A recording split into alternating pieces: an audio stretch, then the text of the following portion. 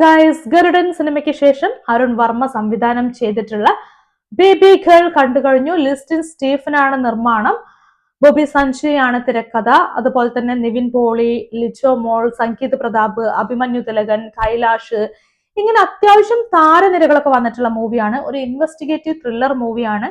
Thrill അടിപ്പിച്ചോ എന്നുള്ളൊരു ചോദ്യമാണ് ഇനി വരാൻ പോണത്. അപ്പൊ ത്രില്ല് അടിപ്പിച്ചോ എന്ന് ചോദിച്ചാൽ തരക്കേടില്ലാണ്ട് അവിടെ ഇവിടെയൊക്കെ ത്രില്ല് അടിപ്പിച്ചിട്ടുണ്ട്, പ്രത്യേകിച്ചും സെക്കൻഡ് ഹാഫിലൊക്കെ. പക്ഷേ ലോജിക് ബ്രേക്ക് ചെയ്തു. ലോജിക് ബ്രേക്ക് ചെയ്യാന്ന് പറഞ്ഞാൽ ലൂപ്പ് ഹോൾ വാരി വിതറി വെച്ചേക്കാണ്.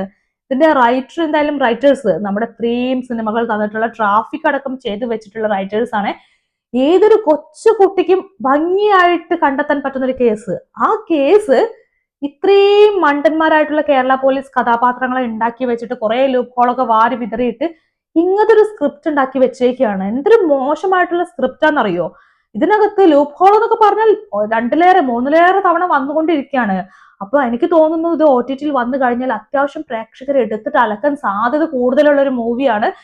അതേസമയം തന്നെ ഇതിനകത്ത് ഇൻട്രസ്റ്റിംഗ് ആയിട്ടുള്ള കുറെ ഭാഗങ്ങളും വരുന്നുണ്ട്. അപ്പൊ ഇതിന്റെ കഥ എന്ന് പറയുന്നത്, ഒരു ഹോസ്പിറ്റല്, ആ ഹോസ്പിറ്റലിൽ ഒരു കുട്ടിയുണ്ട്. ജനിച്ചു വെറും 3 ദിവസം പ്രായമുള്ള ഒരു കുട്ടിയാണ്, ഒരു ബേബി ഗേള്. അപ്പൊ ആ ബേബി ഗേളിനെ ഒരു ദിവസം കാണാതെ ആവുന്നു. അതിന് കാരണക്കാരനായിട്ട് നമ്മുടെ നായകനായിട്ടുള്ള അറ്റൻഡർ സനൽ എന്ന് പറയുന്ന നിവിൻ പോളി ചെയ്യുന്ന ക്യാരക്ടർ, ആ ക്യാരക്ടറും കൂടി ചെറുതായിട്ട് കാരണക്കാരനായി വരുവാണ്. അപ്പൊ അയാളുടെ ധാർമ്മികമായിട്ടുള്ള ഉത്തരവാദിത്തമാണ് ഈ പറയുന്ന പെൺകുട്ടിയെ ഒന്ന് കണ്ടെത്തുക എന്നുള്ളത്. അങ്ങനെ എന്ത് ചെയ്യാണ്, കേരള പോലീസ് ഒരു സൈഡിൽ ഇങ്ങനെ അന്വേഷിക്കുന്നു, അതൊരു ഗ്രൂപ്പായിട്ട് ഇങ്ങനെ അന്വേഷിച്ചു പോവാണ്. അപ്പുറത്തെ സൈഡിൽ നമ്മുടെ ഈ പറഞ്ഞ നിവിൻ പോളിയുടെ ക്യാരക്ടർ അന്വേഷിക്കുകയാണ്. സ്വാഭാവികമായിട്ടും നിവിൻ പോളിയുടെ ക്യാരക്ടർ നായകനായതുകൊണ്ട്, നായകൻ തന്നെയാണല്ലോ പോലീസിനേക്കാൾ മുമ്പേ കേസ് കണ്ടെത്തുക. അപ്പൊ അതാണല്ലോ അതിന്റെ ഒരു കിടപ്പ് വശം ഇരിപ്പ് വശം എന്നൊക്കെ പറയുന്നത്. അതേ സംഭവം ഇവിടെ സംഭവിക്കുന്നുണ്ട്. കേരള പോലീസിനേക്കാൾ മുമ്പേ തന്നെ നായകൻ സംഭവമൊക്കെ കണ്ടെത്തി കഴിഞ്ഞു. പക്ഷേ കേരള പോലീസിനെ മണ്ടന്മാരാക്കണോ ഇങ്ങനെ? എന്തൊരു മണ്ടന്മാരായിട്ടുള്ള കേരള പോലീസിനെ ഉണ്ടാക്കി വെച്ചേക്കുന്നത്. അപ്പൊ അതൊക്കെ OTT വരട്ടെ. OTT വന്നു കഴിഞ്ഞിട്ട് ഓഡിയൻസ് എടുത്തിട്ട് പറയുമ്പോ കേൾക്ക് എന്തായാലും. അപ്പൊ നമ്മുടെ ഈ കഥ ഇങ്ങനെയാണ് പോണത്. എന്നതിനകത്ത് അത്യാവശ്യം വൈകാരികപരമായിട്ടുള്ള സംഭവങ്ങളുണ്ട്. അത്യാവശ്യം ചിന്തിക്കേണ്ട കുറച്ച് കാര്യങ്ങളൊക്കെ ചെയ്തു വെച്ചിട്ടുണ്ട് റൈറ്റേഴ്സ്. അപ്പൊ നമ്മുടെ ഇതിനകത്ത് സിനിമ കാണുന്ന സമയത്ത് എനിക്ക് കുറച്ച് കൂടുതലായിട്ട് ചിന്തയിൽ വന്നൊരു സംഭവമാണ്, രണ്ടുപേർ തമ്മിൽ ശാരീരികമായിട്ട് ബന്ധപ്പെടുന്നു. അവരൊരു എന്റർടൈൻമെന്റിന് വേണ്ടി ചെയ്യുന്ന സംഭവമായിരിക്കും. അതിൽ അവർ പോലും ചിന്തിക്കാത്ത സമയത്ത് വളരെ അബദ്ധവശാൽ ഒരു കുട്ടി ഉണ്ടായി കഴിഞ്ഞാൽ ആ കുട്ടിയുടെ ഉത്തരവാദിത്വം എന്ന് പറയുന്നത് അത് ആരുടെ തലയിലാവും എന്നുള്ളൊരു ചോദ്യം ഇതിനകത്ത് വരുന്നുണ്ട്. അതായത് രണ്ടുപേരും മാനസികമായിട്ട് പക്വത കൈവരിച്ചിട്ടില്ല. ഒരു കുട്ടിക്ക് ജന്മം കൊടുത്താൽ മാത്രം പോരാ, ആ കുട്ടിയെ വളർത്താനുള്ള മാനസികമായിട്ടുള്ള പക്വത വേണം, വിദ്യാഭ്യാസം വേണം, ജോലി വേണം, ഒരുപാട് ഘടകങ്ങൾ വേണമല്ലോ. അല്ലാണ്ട് കുട്ടിക്ക് ജന്മം കൊടുത്ത് വന്നിട്ട് ആ കുട്ടിയെ ചുമ്മാ വളർത്തിയെടുക്കാൻ പറ്റില്ല. അപ്പൊ രണ്ടുപേരും മാനസികമായിട്ട് ഓക്കെ അല്ലാണ്ട് ഒരു കുട്ടി ജനിച്ചു കഴിഞ്ഞാൽ എന്തായിരിക്കും ആ കുട്ടിയുടെ ലൈഫ് എന്ന് പറയുന്ന ഒരു ചിന്ത ഈ സിനിമ ഇങ്ങനെ കണ്ട സമയത്ത് എനിക്ക് വന്നിട്ടുണ്ടായിരുന്നു. അങ്ങനെയുള്ള കുട്ടികളാണ് പലപ്പോഴും പലതരം ട്രോമകളൊക്കെ അനുഭവിക്കേണ്ടി വരുന്ന ഒരു അവസ്ഥയിലേക്കൊക്കെ എത്തുക. അപ്പൊ അത്തരം തോട്ടൊക്കെ കൊണ്ടുവരുന്നുണ്ട്. പിന്നെ HIV, ക്യാൻസർ പോലുള്ള രോഗങ്ങളോടുള്ള സമൂഹത്തിന്റെ ചില മനോഭാവങ്ങളെ വളരെ സർക്കാസ്റ്റിക് ആയിട്ട് ബോബി സഞ്ജയ് കാണിക്കുന്നുണ്ട്. ചുമ്മാ 1-2 സീനിലൂടെ കാണിക്കുന്നുണ്ട്, ചെറിയ ഡയലോഗ്സിലൂടെ. അപ്പം ഈ ക്യാൻസർ എന്ന് പറയുന്നത് പലരും പറയാറുണ്ട് മുജ്ജന്മ പാപാണെന്ന് പറയാറുണ്ട്, കർമ്മഫലാണെന്ന് പറയാറുണ്ട്. അതേപോലെ തന്നെ പറയാറുണ്ട് മനസ്സ് വേദനിച്ചാണ് ക്യാൻസർ വന്നതെന്നൊക്കെ പറയാറുണ്ട്. ആക്ച്വലി ഇതൊന്നുമായിട്ട് ക്യാൻസറിന് ഒരു ബന്ധമില്ല.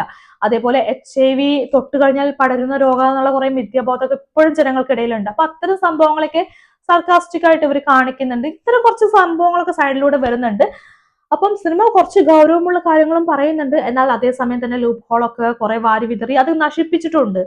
അപ്പം സിനിമയിൽ അഭിനയിച്ച ആർട്ടിസ്റ്റുകളുടെ കാര്യത്തിലേക്ക് വരുമ്പോൾ നിവിൻ പോളി ചെയ്തിട്ടുള്ള സനൽ എന്ന് പറയുന്ന ക്യാരക്ടർ സീരിയസ്ലി വളരെ വളരെ മോശമായിട്ടുള്ള ഒരു ക്യാരക്ടർ ആയിട്ടാണ് എനിക്ക് ഫീൽ ചെയ്തിട്ടുള്ളത്. ഒന്നാമത് സർവമായ സിനിമ കണ്ടിട്ട് ആ സിനിമ ഓക്കെ, നമുക്ക് എല്ലാവർക്കും ഇഷ്ടപ്പെട്ടു, ആ ഒരു ചാമൊക്കെ കാണാൻ നമുക്ക് എല്ലാവർക്കും ഇഷ്ടമാണ്. പക്ഷേ അത് കഴിഞ്ഞ് ഇതിലേക്ക് വരുന്ന സമയത്തുണ്ടല്ലോ, സീരിയസ്ലി പറയുകയാണെങ്കിൽ എനിക്ക് ഹേ ജൂഡ് സിനിമയ്ക്കകത്തുള്ള നിവിൻ പോളിയുടെ ക്യാരക്ടറാണ് പലപ്പോഴും എനിക്ക് ഓർമ്മ വന്നത്. ഇതിനകത്ത് നിവിൻ പോളി മറ്റേ റോഡിലൂടെ 2 വീലറൊക്കെ ഓടിച്ചു പോകുന്ന സംഭവമൊക്കെ ഉണ്ട്. 2 വീലർ ഓടിക്കുന്നു, അത് സമയം തന്നെ ഭാര്യയോട് ഫോണിൽ സംസാരിക്കുന്നു.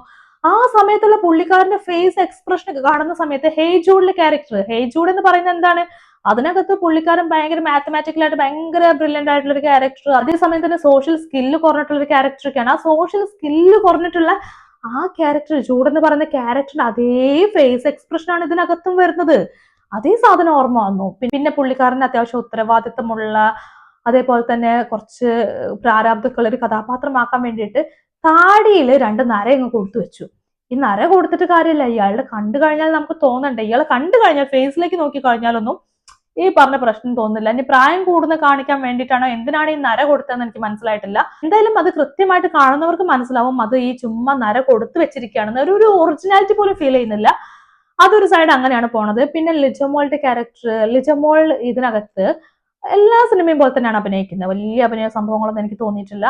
അതിന്റെ ഇടയിൽ എനിക്ക് പെട്ടെന്ന് നമ്മുടെ പൊന്മാൻ സിനിമയ്ക്കകത്തുള്ള അതേ സെയിം ആയിട്ടുള്ള എക്സ്പ്രഷൻ, ഇപ്പൊ ആർട്ടിസ്റ്റ് ആണ്, അയാൾക്ക് ഒരേ അഭിനയമൊക്കെ വരുള്ളൂ, പക്ഷെ ഒരു സിനിമയിൽ കാണുന്ന അതേ മുഖഭാവം ഇവിടെ കാണുമ്പോൾ അത് ആർട്ടിസ്റ്റിന്റെ പരിമിതിയാണ്. ഇപ്പൊ നമ്മൾ ഇവിടെ ഒരു ഫേസ് എക്സ്പ്രഷൻ കാണുന്ന സമയത്ത് ഇത് അപ്പുറത്തെ സിനിമയെ കണ്ടില്ല എന്ന് ചിന്തിച്ചു കഴിഞ്ഞാൽ അത് ആർട്ടിസ്റ്റിന്റെ പരിമിതിയാണ്. അപ്പൊ പൊന്മാനിലുള്ള അതേ എക്സ്പ്രഷൻ കാണുമ്പോൾ ഇതല്ലേ ഞാൻ പൊന്മാനിലും കണ്ടെന്നൊക്കെ ചിന്തിച്ചു പോകുന്നുണ്ട്. ഇപ്പൊ നമ്മൾ മമ്മൂക്കയുടെ സിനിമ കാണുമ്പോൾ, ലാലേട്ടന്റെ സിനിമ കാണുമ്പോൾ ഒന്നും വേണ്ട, ഇപ്പൊ ടോവിനോയുടെ സിനിമ ആവട്ടെ, ആരുടെ സിനിമയാണെങ്കിലും ഓക്കെ, പാർവതി തിരുവോത്തോ ആരുടെ ആയിക്കോട്ടെ, ആരുടെ ആണെങ്കിലും ശരി, ഇത് കാണുന്ന സമയത്ത് ഇതല്ല അപ്പുറത്ത് കണ്ടെന്ന് ചിന്തിക്കില്ലല്ലോ. പക്ഷെ ഇവിടെ ലിജമോളുടെ കാര്യത്തിൽ ആ ഒരു തോട്ട് വരുന്നുണ്ട്.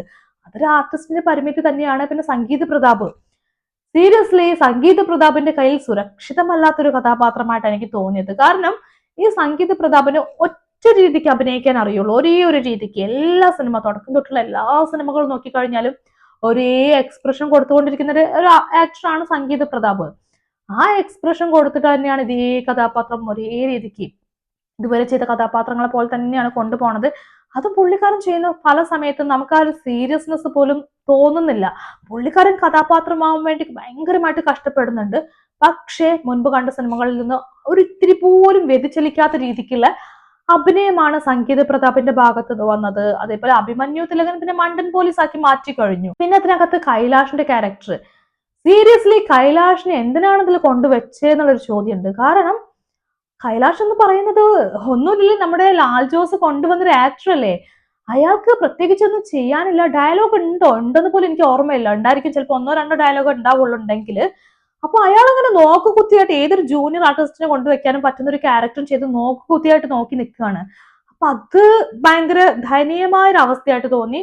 ഇങ്ങനെ കുറെ കഥാപാത്രങ്ങളും സംഭവങ്ങളൊക്കെ വരുന്നുണ്ട്. അപ്പൊ ആർട്ടിസ്റ്റുകളുടെ പെർഫോമൻസ് ഒന്ന് ഗംഭീരം, അടിപൊളി എന്ന് പറയാൻ പറ്റില്ല. പിന്നെ ബോബി സഞ്ജയുടെ അച്ഛനായിട്ടുള്ള പ്രേം പ്രകാശ് ഇതിനകത്ത് ഒരു ഫ്ലെക്സിൽ വന്നിട്ടുണ്ട്. അതേപോലെ തന്നെ ലിസ്റ്റിൻ സ്റ്റീഫൻ ഇതിനകത്ത് ഒരു ക്യാരക്ടർ ചെയ്തിട്ടുണ്ട്.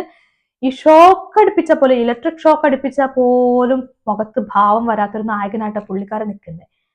മുഖത്ത് ഒരു എക്സ്പ്രഷൻ ഇല്ല, പുള്ളി ഇങ്ങനെ നിൽക്കുകയാണ്. അപ്പൊ ഇങ്ങനെ കുറെ ക്യാരക്ടേഴ്സ് ഒക്കെ വരുന്നുണ്ട്.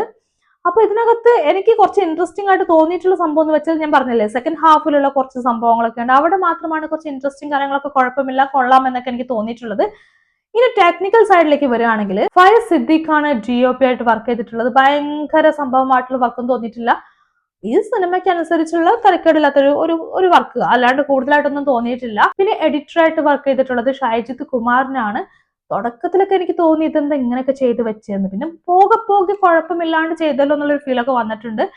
പക്ഷെ എഡിറ്റിംഗ് അത്ര സംഭവം എന്നൊന്നും പറയാൻ പറ്റില്ല, കുഴപ്പമില്ലാണ്ട് ചെയ്ത് വെച്ചിട്ടുണ്ട്.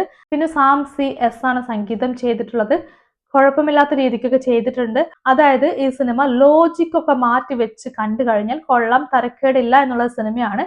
ലോജിക് ബ്രേക്ക് ചെയ്യുന്ന കുറേ സംഭവങ്ങളുണ്ട്. അതൊക്കെ മനസ്സിലാക്കിക്കൊണ്ട് തന്നെ പോയി കഴിഞ്ഞാൽ നിങ്ങൾക്ക് കാണാൻ പറ്റും. അത്യാവശ്യം ഇൻട്രസ്റ്റിംഗ് ആയിട്ടുള്ള, അത്യാവശ്യം ത്രില്ലടിപ്പിക്കുന്ന കുറച്ചൊക്കെ മൊമെന്റ്സ് ഒക്കെ തന്നിട്ടുള്ള സിനിമയാണ്. അത്ര മോശമായിട്ടുള്ള സിനിമയൊന്നുമല്ല. സോ കുഴപ്പമില്ലാത്തൊരു സിനിമയായിട്ട് എനിക്ക് ഫീൽ ചെയ്തു. ലോജിക്ക് മാറ്റി വെച്ച് കഴിഞ്ഞാൽ കുഴപ്പമില്ലാത്തൊരു സിനിമ എന്നുള്ള ഫീല് കൃത്യമായിട്ട് കിട്ടിയിട്ടുണ്ട്.